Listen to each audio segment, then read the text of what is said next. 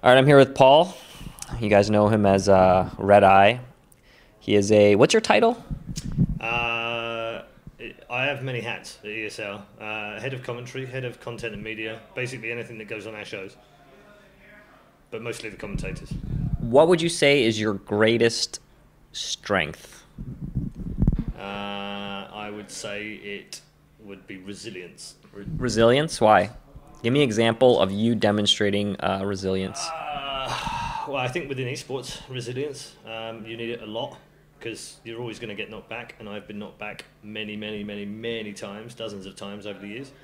I've thrown my all in to do esports and then found out that I couldn't afford to feed my children, so I had to go and get a real job, real life job. Like what? What did you have? I went back and got a marketing job, and then I got another opportunity with CGS, so I took that and moved to the States for a couple of years, and then that failed, so I had to come back and find another real job. And then CGS wasn't your fault, though. You can't say no to that. You had no idea that was going to go. Yeah, so. No regrets, but just resilience to keep coming back all the time and follow what you're passionate about. And I did the same thing with ESL last year. Okay, what do you think your greatest weakness is? My passion for esports. That's your weakness? My weakness. Because I'm a sucker for it, because I keep coming back. If I hadn't, I sometimes think if I wasn't quite so passionate about it, maybe I would be earning a lot more money and having a much better job and maybe a very cushy, easy lifestyle right now. You could be a professional footballer. I could have been. Yeah. Could have been. But esports, too passionate. But right now at 42, no. I don't think a professional footballer is quite within my reach. But when I grow up, I still want to be an astronaut. Dream big. Everyone will eventually grow up to be an astronaut. Okay. Because you know how, like, technology, eventually everyone's going to be, That's what I think, at least. I hope when I'm older. I agree with you, Hotbird. Okay. He's going to cut that and use it forevermore. What? Just that you agree with me? I agree with Hotbird. Okay. Yeah, I'm just going to read it for you so you get the second edit. So, what do you think of the IEM Katowice event? Mind-blowing. Rated out of 10. 1 to 10. It's a 10. It's a 10? Yeah, it's a 10. And it's not just because I work for ESL and it was an IEM event. It's because I've experienced hundreds of events over the last 12 years, and I could honestly, if you'd said what are your top 3 events, I could list them easily before Intel Extreme Masters in Katowice, but now it'd be much harder because those 4 kind of mix in and blur together. And it was just everything was great. I think we had a perfect storm of stuff, great tournaments, great players, great championships, great prize money, great crowd, great venue. Just everything was just fantastic. That's awesome. Was everyone celebrating and like being happy afterwards? No, we were still picking the pieces out of it, and Mihao and I are perfectionists, I guess, which is a curse and a blessing at the same time. So we already started talking about the stuff that we wanted to improve. It wasn't like a what? Perfect show. Just little things, just where the stage was set up a little bit different, where the players came in and out. We would like to be better. Production within the show, we'd like to be better. We were disappointed with the StarCraft final, but not because the production sucked, but because it was a disappointing final, right? Right. So can I give a suggestion? Yeah. You need to print $0 checks, like really large ones. $0 checks. Yeah, like 15 players. Yep. And as they get eliminated, you present them with this check for $0. Okay. I'm surprised you didn't run a story about the fact. Isn't that hilarious? It's tremendously hilarious, Hoppid. Yeah, I think you guys should do that. You guys should do that. I'll run that up the flag. Okay. I'm sure Mihao will agree with that. Yeah. At least for second place, okay. Give him the check. Yeah. And now for the runner-up, winning $0. Yeah. Hero. And then you get the check. I mean, he already took enough money from you guys. Yeah, he's fine. Money from us. Yeah. He got loads of money. He'll be okay. I have ISIS. Yeah, I think he'll get by. You guys had a bit of an issue with Thorin. Like I saw your post. Yep. Well, you kind of said it all in there, but it's kind of just an unfortunate situation. You have any other thoughts on that? Yeah, I mean, you're right. It's just all round disappointing. I think he's probably the best analyst in Counter-Strike right now. I don't always agree with his opinions, and I've told him so, and I was very honest with him about that. I don't always agree with the way he goes about his business, but I do respect the fact that he's a terrific journalist, fantastic writer, great historian for esports. He's definitely someone we need to be around. But I had to make a judgment call on the people I'm responsible to, which is ultimately the sponsors, the people of Poland, people that were coming to the event, and the people that he was working with. And it was just too close to the bone and too close to the tournament that we could offer a different way out. And talking about unfortunate exits, the whole Naniwa thing happened too. Yeah. What do you think about that? Again, disappointed. I mean, really, I said it on the show, and I was really disappointed that he'd gone out. We all know he's mustard. You know, some people love him, some people hate him. I guess Marmite back in the UK is probably the better description for him. Personally, I think he's great. I think we need him on the scene. We need players like him who are controversial, who are edgy, who give us something to talk about in the media. I don't always enjoy what he does or agree with what he says, but I totally understand where he's coming from. And ultimately, it's his decision at the end of the day. I mean, I'm not going to sit there. James and I spoke about it backstage when he said, I want to forfeit.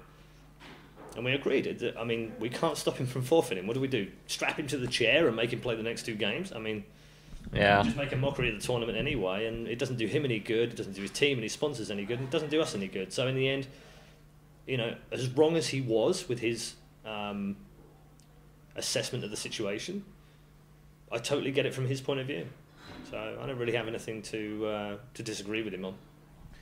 You guys got a dream CS final with the Polish team winning in the end. So, what were the thoughts on that? Was it just like, holy crap, I can't believe this is actually happening? Yeah, it was that was definitely the perfect storm of tournaments. I mean, 2 of the guys in that team have won Intel Extreme Masters many years ago. It was the first one, in fact. Taz is such a fantastic showman as well, and then put him on home soil and he comes alive even more, and to have a Polish team in the final with the Polish crowd behind him, terrific. I feel very sorry for Ninjas in Pyjamas because there's just nothing they could have done about it. It's almost like a steamroller came crashing through the tournament and just hit them full on. And I don't think once they won the semis, you're just like, exactly. I saw them win the semi-final, and when they came through that, I was like, they're going to be unstoppable. I mean, they really are going to be unstoppable. Great for the tournament, great for Counter-Strike, and great for the home crowd, obviously. But I do feel a little bit for Ninjas in Pyjamas as well. Why do you think all those guys are so jacked? What's the deal? What do you mean, the players or the crowd? Yeah, the players. They just work out and play Counter-Strike? Is that what they do? I think they do. I think they just, that's all they do all day. I mean, Pasha even renamed himself to Pasha Biceps in the game. So, just, I don't know. Maybe they've all got gyms. Maybe that's the key that's the secret key to StarCraft success. They all need gyms in there. They just jump around. Liquid right now. Well, we'll see. Okay, well let's talk a little bit about you. What do you do outside of hosting for you? So I know you have some children. I got 2 children. I spend time with them as much as I can. I've just moved back to the UK, so I get. Are they cool? They are cool kids. I have a 15-year-old daughter who sometimes isn't cool, but then I guess that's the same for 15 years old. Yeah. So if I had a 15-year-old daughter, that's the age that you're just like, oh crap. Yeah, I'm pretty much at that. But she generally is pretty good for a 15-year-old. And then I have a 7-year-old who is completely loopy and gets up at 6 a.m. every day, regardless of what time she goes to bed. I've tried everything. I send her to bed at 2 a.m. Play games all night. I don't care anymore. Go to bed at 2 a.m. Still gets up at 6. 2 a.m. Yeah.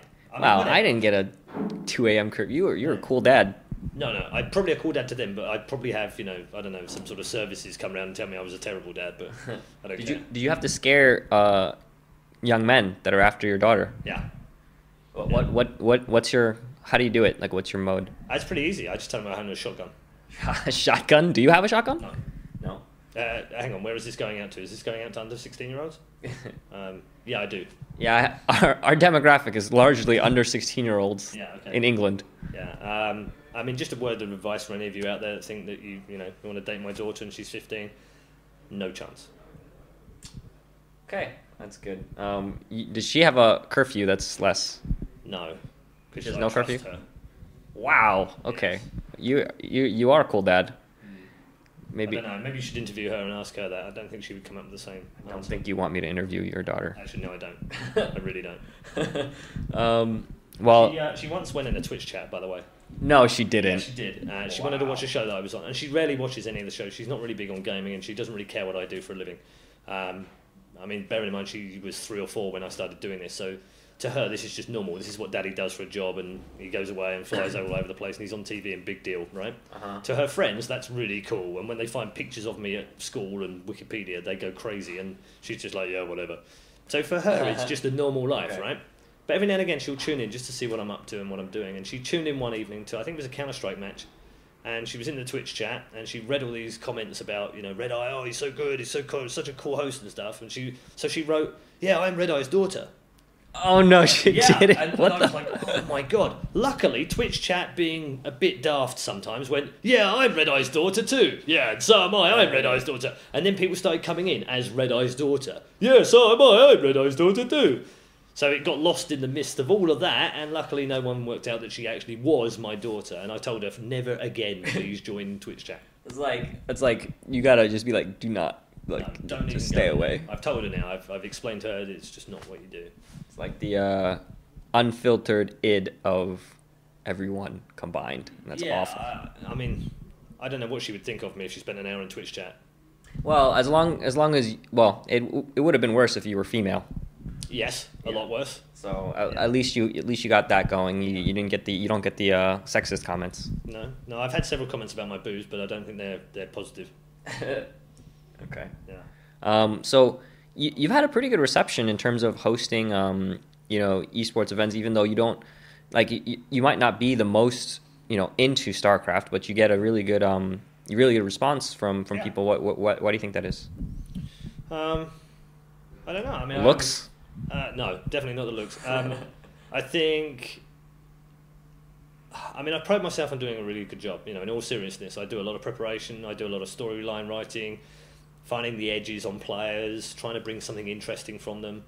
And my job as a host is to gel the show together. It's to knit every part together so it feels like you're watching one consistent show. And I think I do that pretty well. I've worked really hard on that over the years. I've had a lot of experience and a lot of training from some very good people. In TV as well, which really does help. But experience in TV is just gold. What did you do in TV? CGS stuff, and worked with Mike Burks, who is a 12-time Emmy Award-winning producer and had done Super Bowl and World Cups and Olympics and you name it, he'd done it. And best trainer ever, because he just taught me so much about how TV works. And up to that point, probably DJ Wheat was the guy that I took the most inspiration from, and obviously worked with him for a number of years as well. So he helped me tremendously, and he may not even realise it, because actually he wasn't necessarily hands-on training, but he was just watching him and working with him and learning how to do proper throws and how you hold yourself on camera and what have you. So those were my 2 biggest inspirations early on. So that's a lot of stuff, but it's the accent. I think the accent probably helps. I'm lucky I was born into England, and having an English accent certainly does help in esports. There's a lot of advantages to being English, but what are some of the disadvantages? We always get ribbed about our cricket from the Australians. We get ribbed about our football from the French. We get ribbed about our music from the Brazilians. We get ribbed about our food from the Germans. The food? Yeah. I mean, Germans always tell me, your food sucks. And I'm like... Is German food good? I like it, but I wouldn't say it's any better or worse than English. We get picked on quite a lot, and probably deservedly so, because we were the cocky people 100 years ago that owned half the world, and now we're people. What happened? I mean, people Jesus. Found out, dude. Seriously, they found out that we're just a tiny little freaking island in the Atlantic Ocean. What happened to you guys? You guys needed to get some more people. Yeah. Well, we is this a history lesson now? Are we going down history? You should we can do history because he's really good at this. I'm good at history too. Really? Okay, great. Yeah. So, in my opinion, basically Queen Victoria died, and we lost the plot as a country. We just went, we got too big for our own boots. We were too cocky. You were too big to fail. Absolutely. And then you guys failed. Exactly. Yeah. So we owned most of the world. We didn't really care about it, and we kind of let it go. Like, India, you want it back? Yeah, whatever. We don't need India. Have it back. No problem at all. And then it kind of, downfall of the British domination of the world. and we're no longer up there. But the funniest thing is I think a lot of our government people still think that we're a superpower, and we're just not. We're just a little island in the middle of water. You guys did all right, though. Yeah, we did okay. Yeah, I mean, there's some great people in England, same as there is anywhere else, but there's also some pretty terrible people as well, and unfortunately, most of them are MPs. Okay. Wow, we're getting to some serious subjects here. It's getting quite serious now, isn't it? Yeah. Are you a student of history? I do love my history. Yeah, it was one of the few things I was actually really good at school. What's your favorite historical time period? I like American presidents. American presidents. Which was your favorite American president? I would say usually JFK because it's the most interesting story. But Abe Lincoln's pretty interesting if you follow it all the way back and you look at what he went through and the revolution, and then just a crazy. I've always tried to think, if I were president in that time, how the hell would you hold that country together? It would be incredible. Was the war started because of slavery? Yeah, I think it was. Yeah, you look back on it and you just think, that's how the hell did you let that happen? I mean, I've talked about England being backwards, but we banned that before America did. I mean, come on, get with the times, kind of thing. I mean, we're talking about 1800s right now, so it's it's still a long time ago. Yeah, I think it was a mixture of things. I think there was a lot of unrest. I think there was collections and pockets of people in America that were very different religions and very different opinions. And whenever you get that, like we've got in Europe right now with Ukraine and Russia and Crimea, you're going to end up with either war or peace. There's no in between. There's no grey. Give me a lesser known U.S. president that you like. A lesser known. Yeah, lesser known. JFK is too easy. It's well easy, I suppose. I mean, I like both Roosevelts. A lot of people get confused because they're big stick diplomacy. There were two? What do you mean there were two? The first one, that guy's with the stick. Franklin as well. So for me, it's you look at the second Roosevelt. Frank Roosevelt. Frank, yeah, we'll call him Frank. We're on formal terms right now. He only sitting president to last 3 terms. And the last one to do so. He broke the rules. He actually did change the rules after that. They changed it. It was no more 3-term presidents. Yeah, New Deal. But he did it in such a period of time where there was massive unrest. There was massive civil unrest in the US, and they were not really wanting to get into the war. But he took them in there anyway, and he did it all from a wheelchair. I mean, mind blown. Yeah, that is kind of crazy. Yeah. He led us through a very difficult period. He did. And then you had Nixon, who led you into a difficult period. Yeah, well, that guy, I don't like that guy very much either.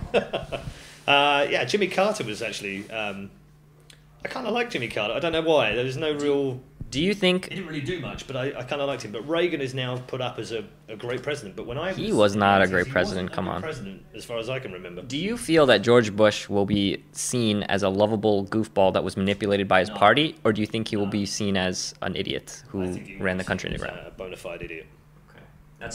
That's too bad, actually. I think so, because even though a lot of terrible things happened during his presidency, if you read all the testimony about him and stuff, he actually seems like kind of a nice, cool guy. He's just... I think you can say the same about Clinton. Kind of puppet. Clinton will be remembered as the guy that had a blowjob from a woman that he shouldn't have been with. No, he's remembered amazingly right now. He should. They love him because actually some of his economical policy, absolutely brilliant. I mean, people, in the Senate right now, they're actually talking about stuff that he put in place, that his team put in place, that actually they should be still modelling because actually it was really good. I remember watching the New York Times crossword puzzle movie, and he's in it. And he just does the hardest crossword, and he's like talking about his process and how he does it.